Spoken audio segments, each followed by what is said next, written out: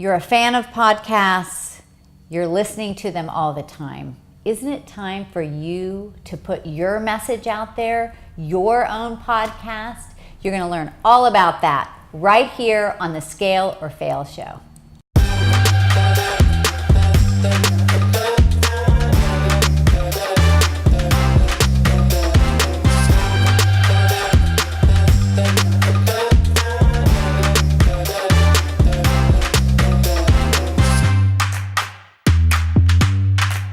Welcome to the Scale or Fail Show. I am Allison Maslan. I am your host. I'm a business growth expert, and what I love doing on this show is highlighting experts that are making amazing things happen in the world to give you strategies to kind of give you the shortcut so that you can turn your dreams into reality right now instead of just talking about it forever. And I have someone on as a guest on the show today that is a dear friend of mine, and talk about shortcutting. For those of you that are ready to have your own podcast, or maybe you have one and nobody's listening, this show is going to be for you. So Steve Olsher is known as the world's foremost reinvention expert, famous for helping individuals and corporations become exceptionally clear on their what. That is the one thing they were created to do. His practical, no-holds-barred approach propels his clients towards massive profit while helping them cultivate a life of purpose, really doing what they love with their what. How would that change your life? And Steve has been an entrepreneur for 25 years. He's been doing this for a while. He has a New York Times best-selling book called What is Your What? We're going to talk a little bit about that today. He has his own podcast that is like #1 rated called Reinvention Radio and Beyond, 8 figures. He's an international speaker. He's everywhere. He's all things. Welcome, Steve Olsher. Thank you for having me. It's awesome to be here. Yeah, I'm really excited to have you here. And you've been on the show before. I have. I want to say at least once and maybe even twice. Actually, I was thinking about that. I think so. You were one of my first guests back in, was it 2010 or 11? It's been a while. You had your studio out in Carlsbad maybe, or wherever it was. Yeah, before like people even used the word podcasting, right? It was like a live stream sort of thing. It was kind of in those embryonic stages of all that fun stuff. Yeah. So, and you were living in Chicago. You came here, and you've just done some amazing things. So I'm excited. Convinced me to move here, and now I live in San Diego as of 2014. It's so all my fault. I know your family came kicking and screaming. Kicking and screaming, I know. But, you guys in Chicago right now, what is it, like below zero? Well, it's Chicago. You never know like 6 months out of the year, Chicago is one of the best places on earth to live. You just never know which 6 months of the year it's going to be. Like, that's just kind of how Chicago is. Yeah, I know. And it's a great city, but we are glad you're here. Me too. And so you have, I really want to get into podcasting today because it's so hot. I know that I'm listening to podcasts all the time. It's a great way to grow, get educated, grow your business, grow a garden, whatever you want to do. But before we do that, I just want to talk about, because, your what is now the podcasting, but you have helped so many people figure out their what. Yeah. And so what prompted you to start on that path? Yeah, it's a question that I've really struggled with for all of my adult life anyway, which is how am I naturally wired to excel? Like what truly puts fire in my soul.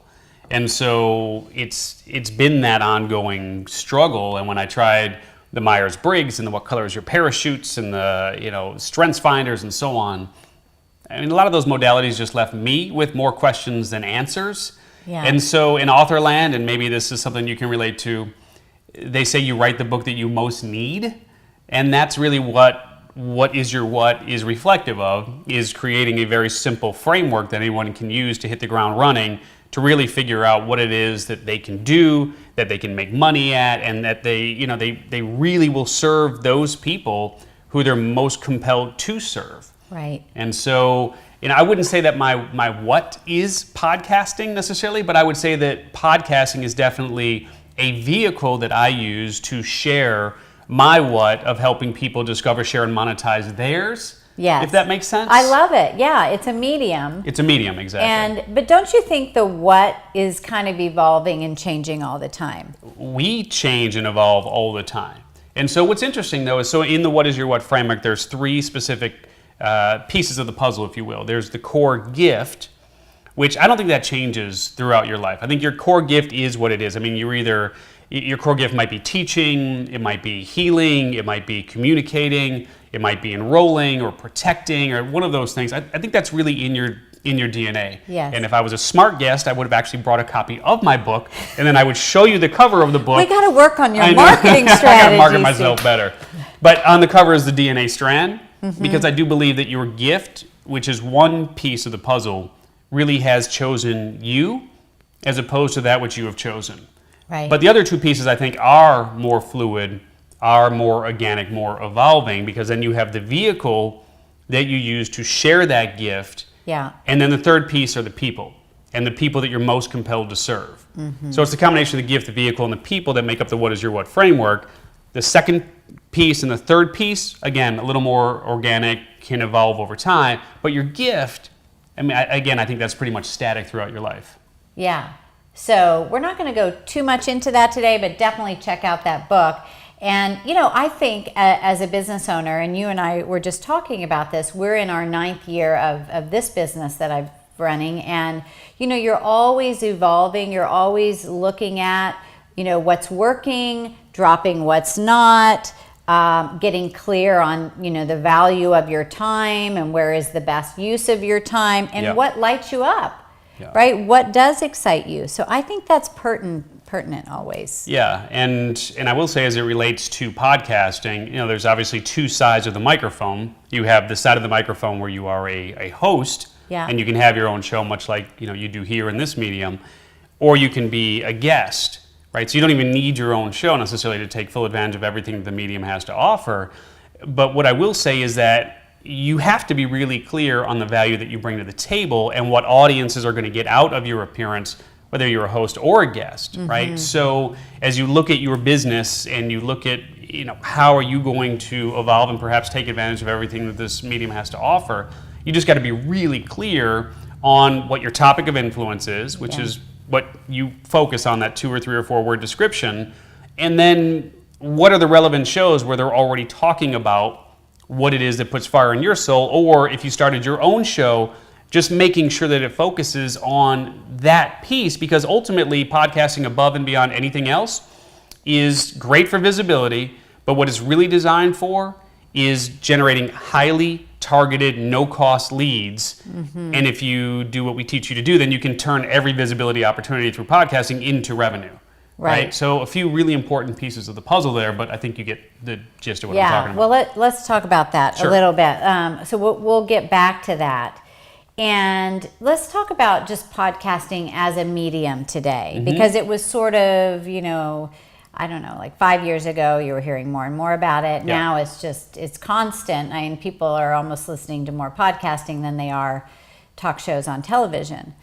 And so why do you feel like it's such an effective medium? Yeah. So let's address the sort of the growth question first, right? In terms of why podcasting is, and some people would argue this is like a resurgence, and others would say that it's all brand new. But either way, no matter how you slice it, I mean, the number of people who were listening to podcasts, if we have like sort of hockey stick growth, if you will, I mean, it was always kind of here, maybe a little bit of a spike, but it's never like this in terms of what we're seeing today.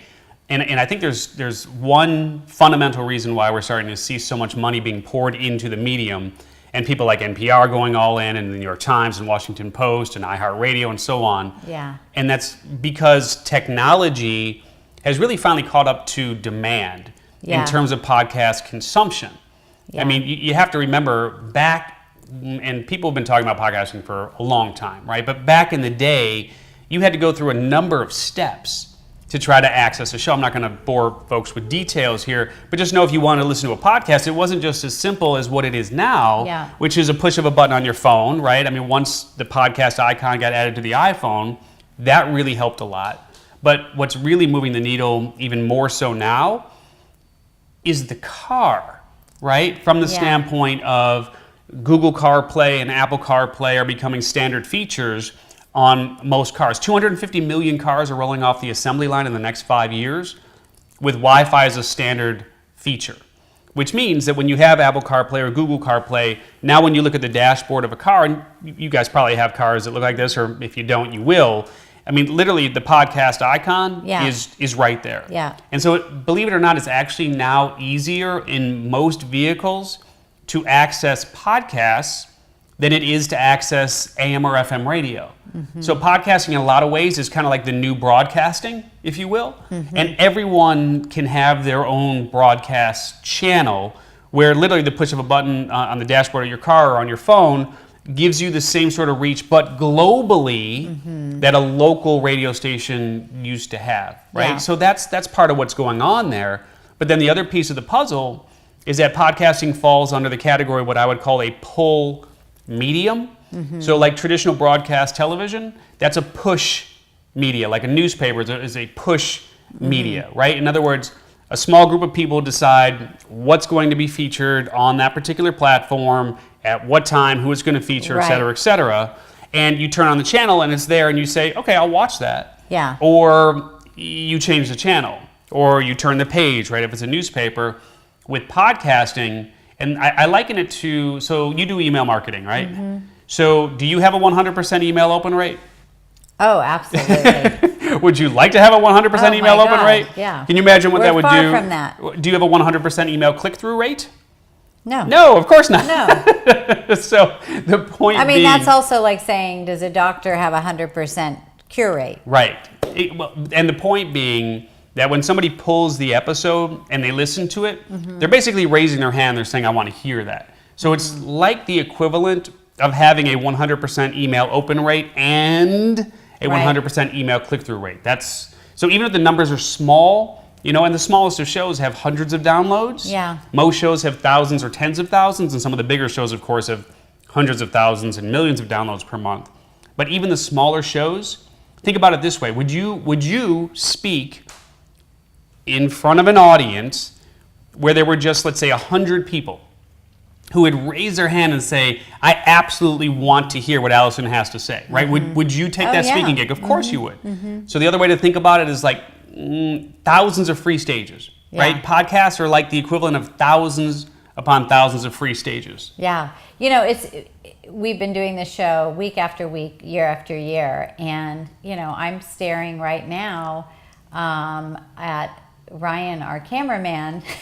So, and we know people are watching, and we do live shows, we rebroadcast our shows, and it's true. And it's fun when you hear from people how they feel about the show, but you're not like always seeing that sea of people out there. Well, and if there is one downside of the medium, it is that from the standpoint of, at least with email, who's opening the email, right? Yeah. It may only be 10%, like once you get over 100,000 people, if you get a 10% open rate, you're doing pretty good. Yeah. But then you can look at the reports and you can say, okay, this person clicked on it, opened it, et cetera, right? With podcasting, and this is the double-edged sword of it, one of the reasons why the medium is exploding is because it is an anonymous medium. Yeah. From the standpoint of, number one, if we're on a bus or, just kind of hanging out together at the beach, and you're listening to something, I don't know what you're listening to. Right. So you literally have that freedom of anonymity. Yeah, which barely exists anymore. Right? Yeah. So you can listen to whatever you want without everyone knowing what you're doing.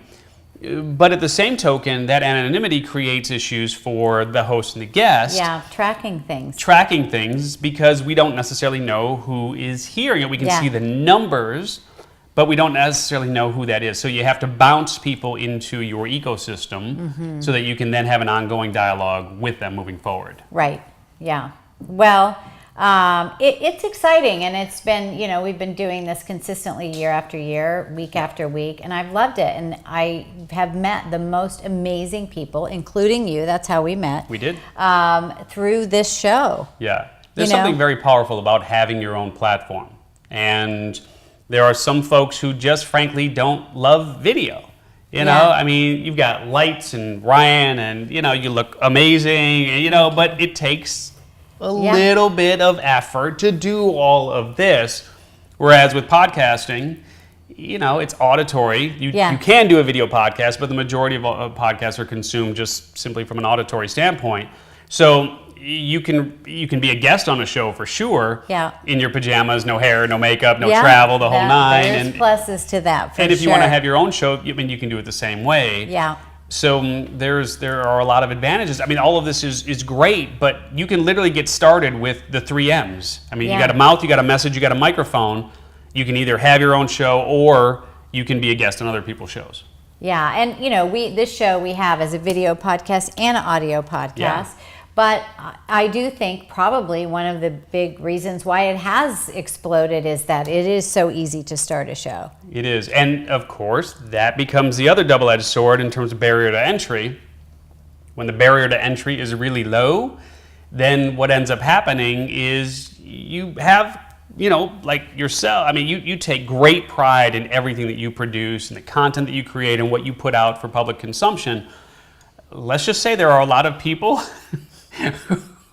who may not have that same level of excellence that you demand in what you do, right? So that barrier to entry being really low has also hurt the medium to some extent. Right. Because if someone's listening to a podcast for the first time and they stumble on the show and the audio sounds horrible and the interviewer has no clue what they're doing and the guest maybe is just kind of fumbling, like it's not going to be a great experience. Yeah. So that's also, where it gets interesting too. Yeah. I also think too is it takes a lot of discipline. I had John Lee Dumas on the show a while back, and he said that the average person that starts a podcast does it 7 times and then stops. Now, I don't know if that stat has changed. Yeah. But, you know, you might get frustrated because people aren't listening, nobody's downloading, but there were a lot of people. A lot of shows we did in the beginning, nobody was listening. Yeah, you know, and I will say that pod fade, which is the term, is a real phenomenon. Pod fade, yes. and look, you know, there are 600,000 podcasts right now, with 2,000 new shows being launched every single week. Wow. So, I mean, on the surface, you would think, oh, that's a huge number. But when you compare that to the 5 billion websites, that's true. It's a very small number. But the truth is, of course, of those 2,000 new shows that are launched and the 600,000 that exist, you have a lot of people who will just fade out. And I wonder, from the 2,000, what is it? What percentage? It's a staggering number. Like the last number I heard was about 90%. Wow. Because it's not an if you build it, they will come. Yeah. It's not like you can't just launch a show and then expect people just to be like, oh, I found this show. Like, it's just not that simple. Like business, right? Like business. You can't just put out a few social media posts and expect to have people banging on your door. And it is that consistency. In fact, I remember we had John Assaraf on the show. This was many years ago, and he's been on a couple times since. But this is when we were in a big studio at a television station, and it was live stream. And I interviewed him. It was an amazing show. And then we found out that as I then was on an airplane and landed in Denver, that it never went live. Ooh. I mean, it never went live. So clearly nobody was listening because nobody texted us to tell us, you're not on. And then they forgot to hit record. So we didn't even have, it was one of those phone calls you hate to make. Right. But, I mean, I kind of liken it, like, if you think about it, like there are office buildings in and around San Diego, and you could have a beautiful suite on the 13th floor of this big, beautiful office tower, but just because you have this beautiful suite on the 13th floor in office, like, that doesn't mean it. No one's going to find you. Yeah. Like, that's just like having all of the legwork done and creating this, this big, beautiful piece of content is really just a small piece of the puzzle. Yeah. So, I mean, it all goes hand in hand. So let's talk about that a little bit. getting your podcast out there, and you have resources. We're going to talk about that in a little bit, so do not go anywhere, because if you're interested in launching your own podcast, you want to stay on so we can give you, you're going to have a resource to know how to do from A to Z your own podcast. Yeah. Or just being a guest on the show, right? Make it even easier. Yeah, exactly. For sure. So don't go anywhere. So you're up and running, you have a podcast. How do those people get to number one? Like, what needs to happen? You need today. Yes, is very different. Like, I will tell you this, and like with all due respect to John and with some of the other shows that were absolutely the beneficiaries of great timing, if those exact shows were to launch today, they would have a really hard time getting to the same sort of numbers that they're at now, because there's something called the ascending spiral in podcasting. The ascending spiral being, when you think about the primary distribution channels, iTunes mostly is the 800-pound gorilla, and then Stitcher and Spotify and SoundCloud and some of the other channels where you can access shows. If you think about how those shows get found when they just come out of the gate, most of them, when they're an NPR show or an iHeartRadio show or Ron Burgundy, right? Will Ferrell came out with a show, like they're pumping people over to that show from other platforms, right. And they're dropping a hell of a lot of money into it in order to get the visibility that they need in order for that show to end up on the charts. And then what happens, once they end up on the charts, people see the charts. Right. So people see the charts, they listen to the show, they start rating, they start reviewing, they start subscribing. As soon as those things happen, they continue to go up in the rankings. Yeah. They go up in the rankings, more people find them, more ratings, more reviews, more subscriptions. They stay in the rankings. So breaking into that ascending spiral for the average Joe or Jane, really, really hard. Yeah. So you got to be so diligent about leveraging other tools, if you will, in order to be found. And the same holds true if you're a guest on a show. I mean, you're not just going to show up on a show and just leave it alone. Yeah. You got to be really diligent about, and this is where the discipline piece comes in. I mean, just in the same way that you have to be disciplined about releasing content, you have to be disciplined about marketing content and doing so through all of the available channels. Yeah, I was on for my book, Scale or Fail, that came out last fall, and we did so many interviews, and podcasting was phenomenal for the book. Absolutely. But definitely, we were hustling to promote it. We wanted to give back to the people that interviewed me, and plus we wanted to help get the word out there. So that is a big part of it. It is. I mean, now in the same way that there used to be kind of like old-fashioned media tours, when authors would come out with books, they would try to get on local television and local radio and the Today Show if they were lucky, right? And any of these things. And, that could have huge impact. I mean, back in the day, if you appeared on the Today Show as an example, as an author, you could move like 5,000 or 6,000 books from a single appearance. Today, that same appearance, I mean, you'd be lucky if you moved 500 or 600 books, right? Yeah. So you have to be more creative even as an author and as a business person about getting the word out about what you're doing. A podcast tour is very effective. Yeah. But getting on those bigger shows is really hard.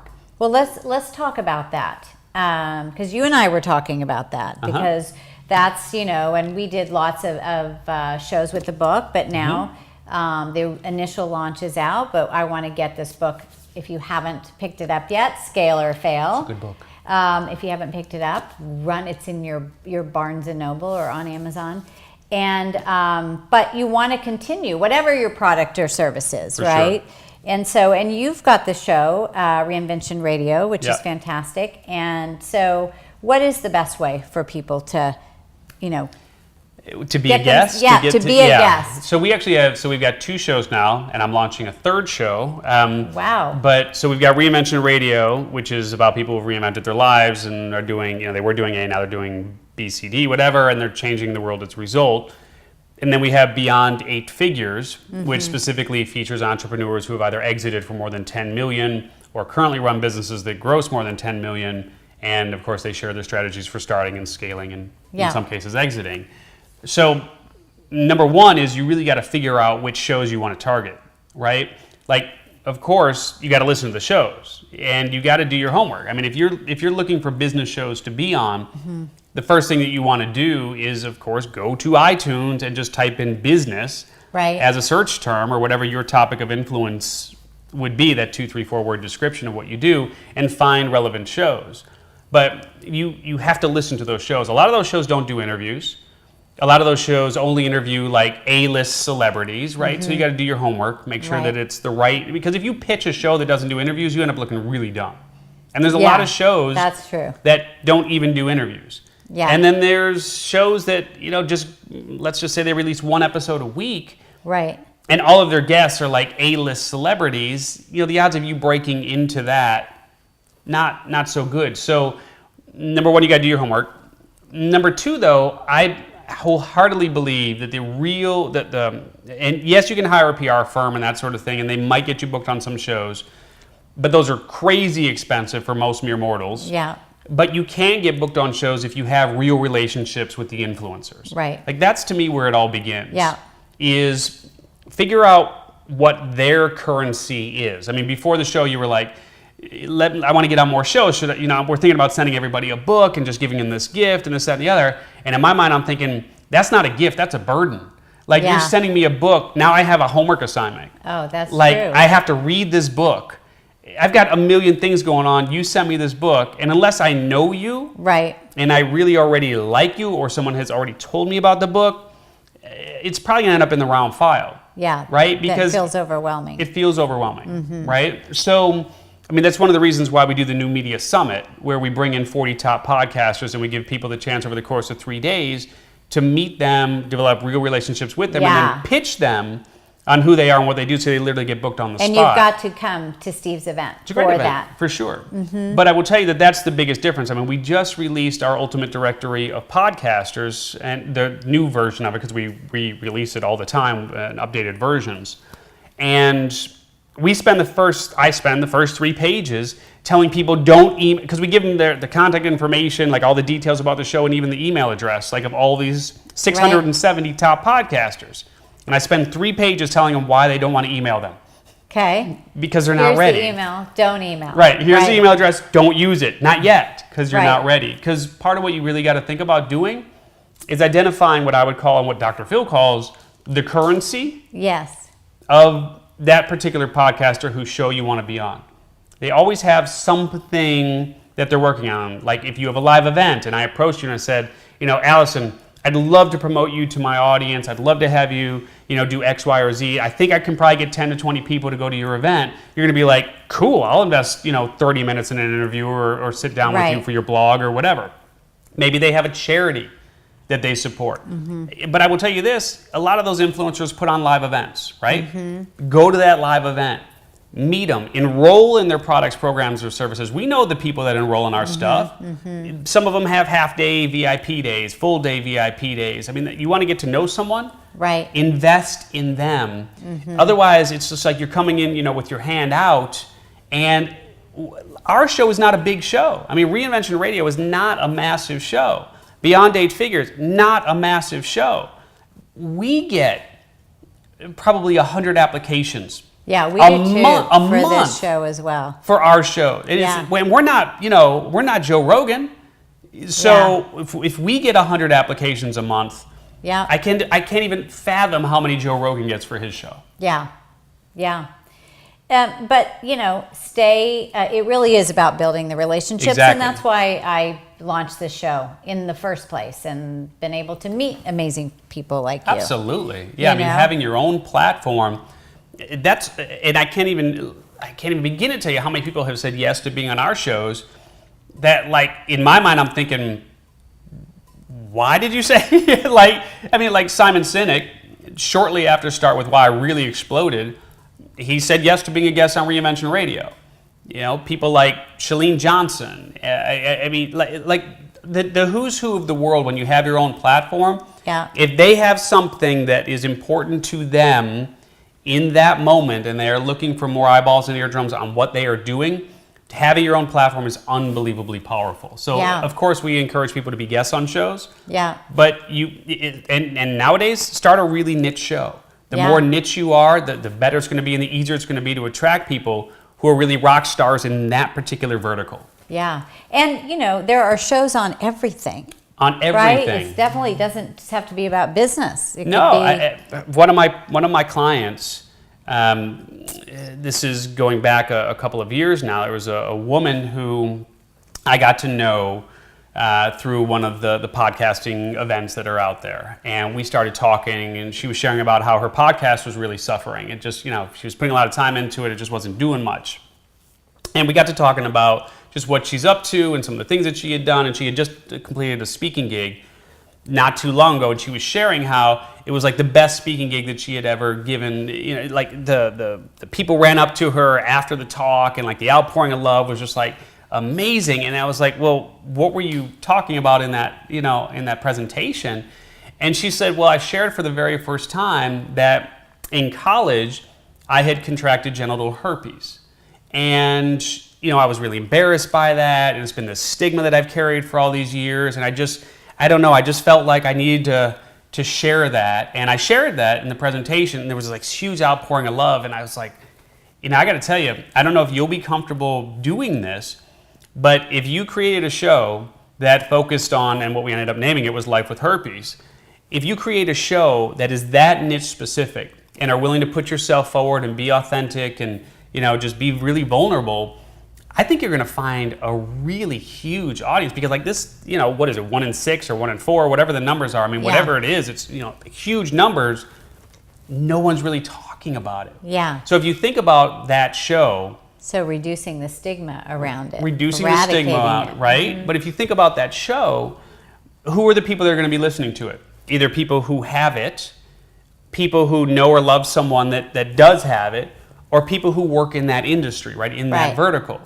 So it's opened up really incredible doors for her. She's become the spokesperson for a product that is in that niche and so on. And, look, obviously this is I don't want to call it an extreme example, but it's an interesting example of the fact that no matter how niche you go, you can really find and build a heck of a tribe. And also, too, she was vulnerable. She was vulnerable. And I think that is really the key. And, for me sometimes, because I'm interviewing, so it's all about the guests. So I do think sometimes it's good to do a show where you don't have guests. Like you were talking about that, where you can really get deeper and have your audience get to know you a little bit. Yeah, I mean, you can obviously do an interview show, but even then, if you have your own show, you can intersperse just what I might call sort of like soapbox episodes, which is just you talking about a particular subject, so you don't have a guest. Or you could do like an FAQ show. Here's what business owners always ask me about X. So I want to take 10 minutes now, and I want to answer that question because I think this will help you too. Yeah. Right? So, and of course there's other options as well. I mean, we do ours morning zoo style, where it's me and a couple of other co-hosts, and then we bring in guests that join us. So there's lots of different format options. Right. Just be creative. Mm-hmm. What about the people out there listening going, well, I'd love to do it, but I'm just so scared, or what if I don't do it right? Technology's overwhelming. What if I say the wrong thing? Yeah. Blah, blah, blah. Yeah, and you will.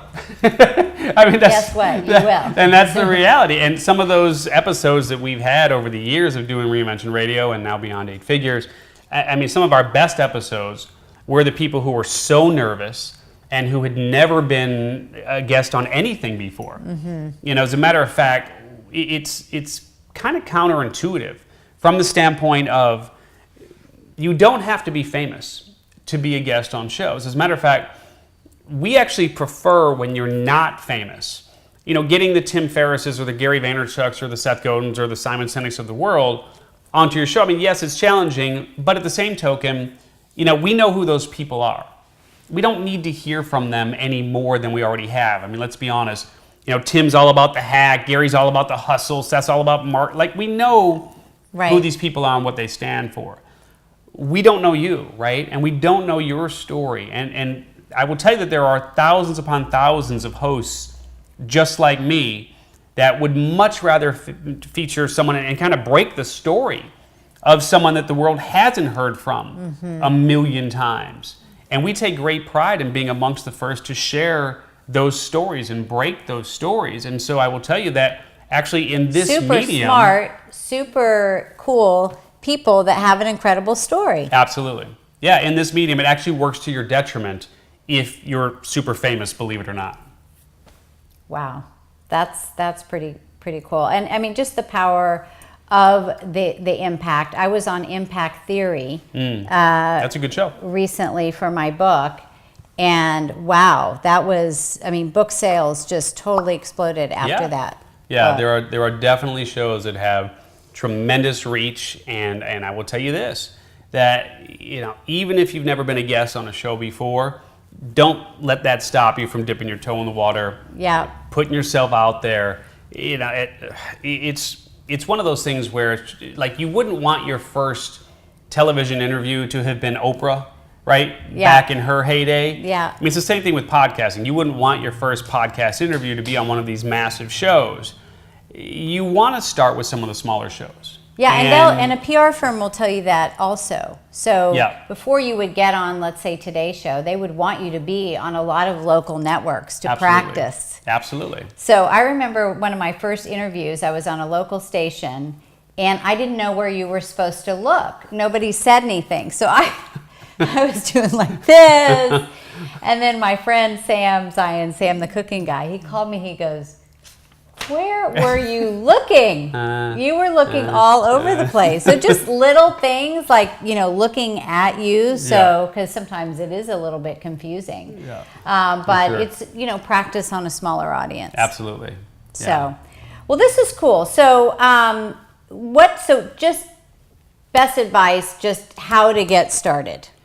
So be really clear on, number one, your topic of influence, right? Again, the 2 or 3 or 4 word description of what it is that you focus on. So be really clear on that. Create great hooks, if you will, that gets the producers and the hosts' attention. Now, that's easier said than done, but I will tell you that you've got about 30 seconds to pass what my friend Sam Horn calls the eyebrow test, which is if you can't get a podcast host or producer to kind of raise their eyebrows and go, tell me more about that, then you're probably going to end up in that round file. So you got to have some creative hooks and make it super easy for the podcast host or the producer to understand the value add that you're going to bring to their audience. Because frankly, I mean, you could have the best pedigree in the world. We don't care. What we care about is the fact that we've spent years upon years building up our loyal, borderline fanatic followings, and we want to just add as much value for that audience as we can out of respect for them and being a part of our tribe.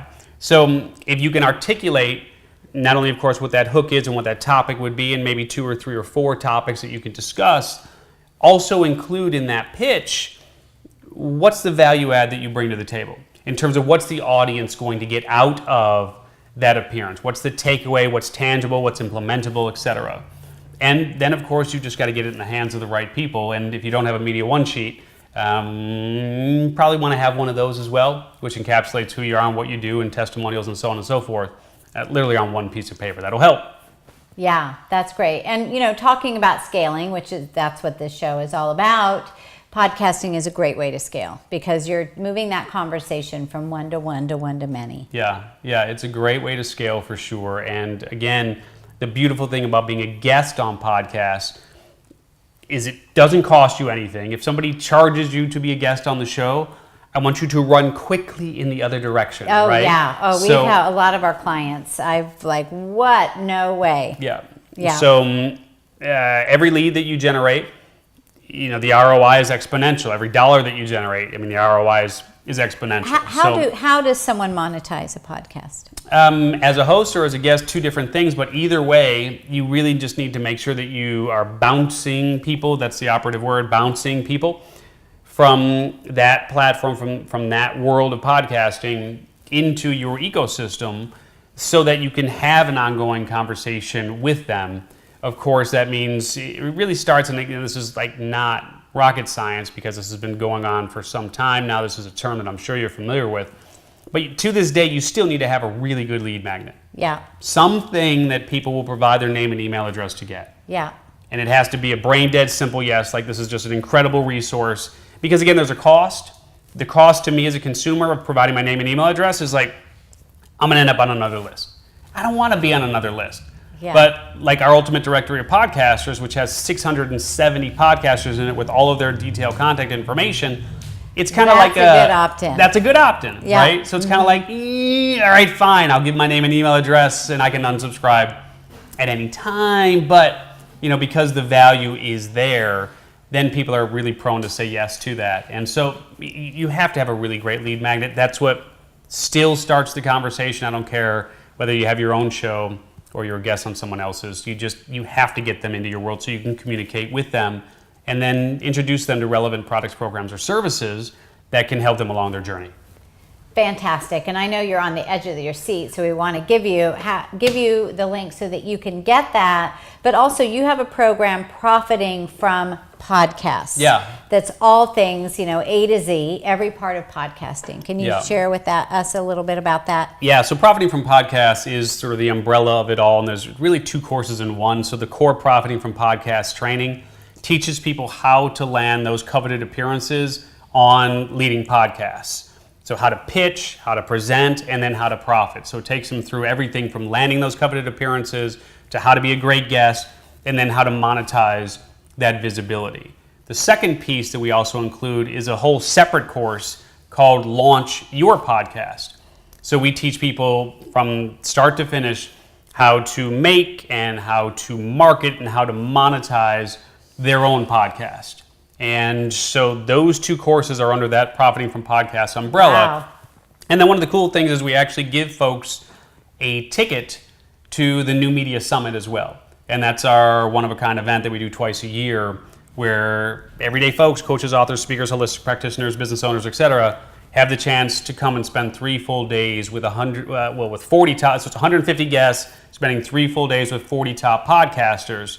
It is the only event where all the attendees take center stage and they get to pitch everyone in attendance, including the podcasters, on who they are and what they do, and they literally get booked on the spot. So we include a ticket to the summit. We include a media one sheet. So if you don't have a media one sheet, we build that out for you. Wow. The Ultimate Directory and some other bonuses as well. Super valuable. So where can people, where do they start to get all this? I mean, look, again, I would wholeheartedly recommend starting with being a guest on a show, right? No, I mean to get your product. Yes, so they should start with getting the Ultimate Directory of Podcasters. Okay, perfect. Yes. Perfect. And so where do they get that? Right? So best URL, let's just do myultimatedirectory.com. So 670 leading podcasters, contact information, the whole 9, myultimatedirectory.com. myultimatedirectory.com. We'll list that down in the lower thirds here. And this is so fantastic. You got my wheels turning. You're always learning something new because, I've been doing this for a long time, but it's changed. It changes all the time, right? Sure. Yeah. You got to stay on top of everything. So thank you for joining us for the Scale or Fail show. And this was awesome, Steve. Thank you for having me, Allison. Allison. Thanks for being with us. And if you are interested in learning more about how to scale your business, go to AllisonMaslan.com/CEO. You can also, as I said, make sure you grab our new book, Scale or Fail. It is endorsed by Barbara Corcoran and Damon John of Shark Tank. And also you can listen to this show while you are on the treadmill, our audio version on iTunes. We also have a video version as well on all platforms that carry podcasts. So until next time, get out there and elevate yourself because you are worth it. Bye, everybody.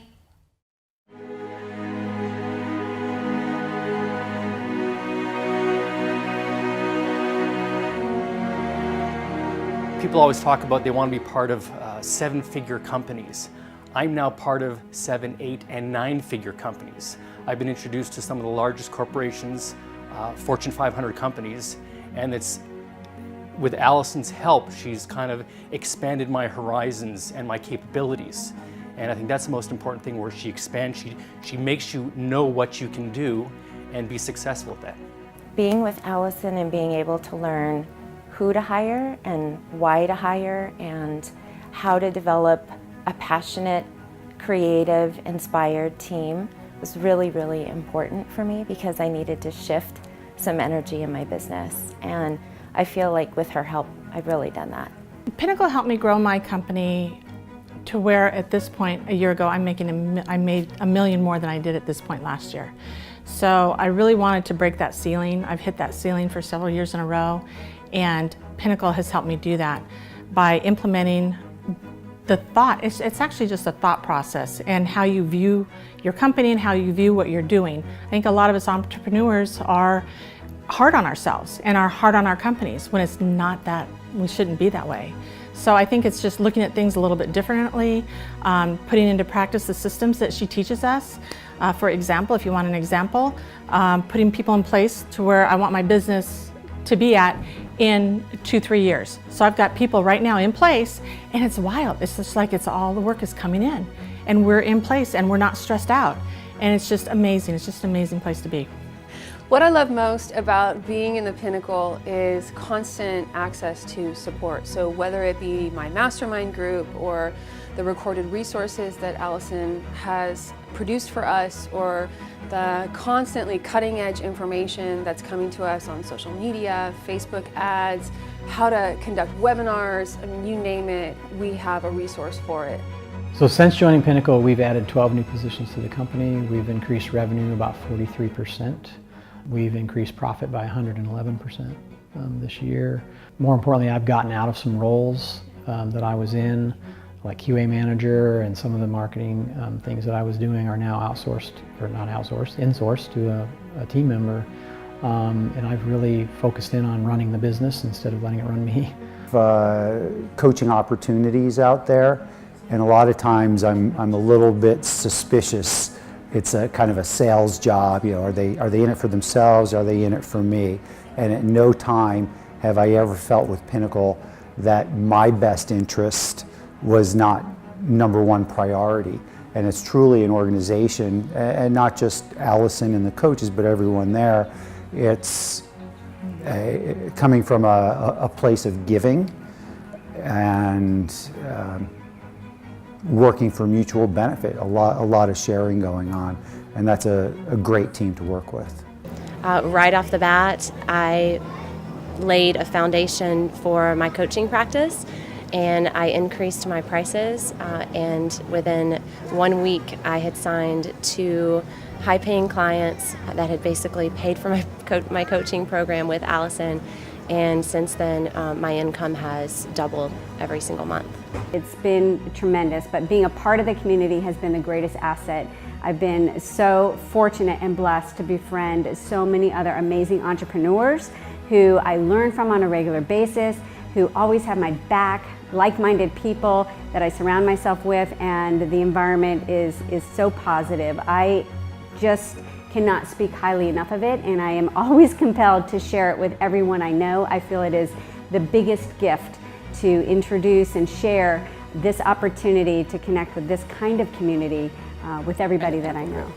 Don't be the company like I was, being in business for over 12 years, looking back and saying, what did I do in the last 10 years? Do it now. Now is all we have. We don't have the past and we don't have the future. All we have is now. I've been in business for 21 years now, and I've worked with a number of business coaches. And I watched Allison for 4 years and the results that her clients had when they worked with her. And I finally decided this is the next coach that I'm gonna hire, because she is the real deal. She is available to her people. She absolutely cares deeply about each and every individual and the success of their business. And you know what? We have to, in business, take risks. And sometimes taking risk is hiring that new coach. This is a risk worth taking. There is nothing like it. I can't even explain what the opportunity and the learning that comes with Pinnacle. Don't even think about it, because if you think about it, and that's the number one thing that will hold you back, just do it. You won't regret it. You just need to do it. I mean, you have to stop being on the fence. You have to get off the fence is boring. The fence is, honestly, I was on the fence for, oh gosh, I was on the fence for maybe 2 years. And it was a horrible fence to sit on. I hated the fence because the fence kept me stuck. And it was when I finally jumped off the fence that my business skyrocketed.